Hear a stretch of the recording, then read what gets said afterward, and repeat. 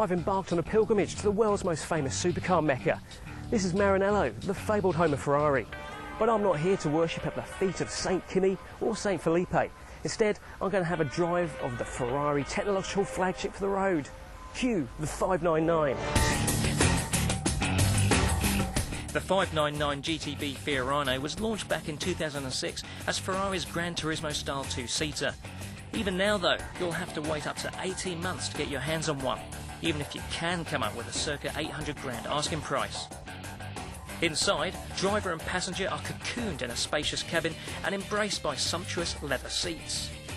There are handy storage spaces, a decent-sized boot, and the transmission will even change gears without you lifting a finger. But that's enough about the comfort and practicality. It's time to take hold of the reins.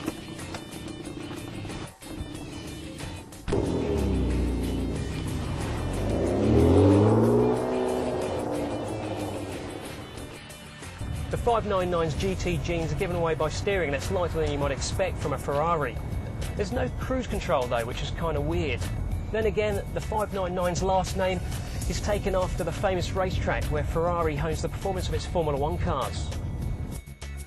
So it's no coincidence that there were plenty of F1 links. The Fiorano's aerodynamics, for example, were tweaked in the wind tunnel as Ferrari's Sunday races. And on each wheel, huge carbon ceramic brakes are not dissimilar to those used on the F1 cars. And then there's the more interactive Formula 1 element, the F1 Superfast Gearbox. And it lives up to its name because just at the flick of a paddle, the gearbox will disengage the clutch and then re-engage the next gear in just 100 milliseconds. That's quicker than you can go... Exactly. And then there are the red shift lights on the steering wheel to complete the Kimi Raikkonen experience. They tell you the optimum time to shift up to the next gear.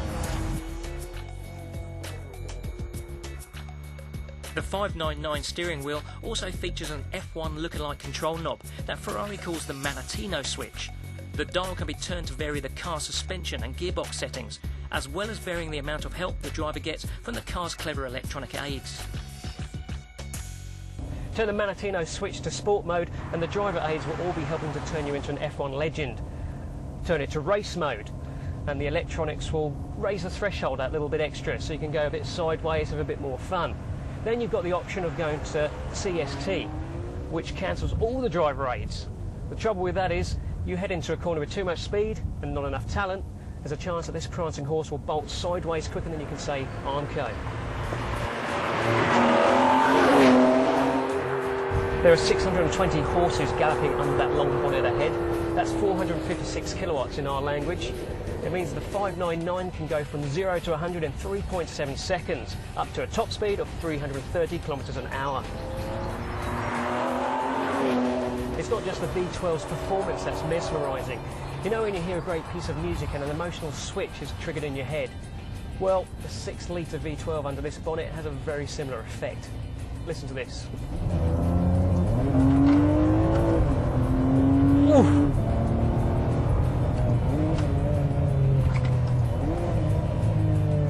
Gorgeous.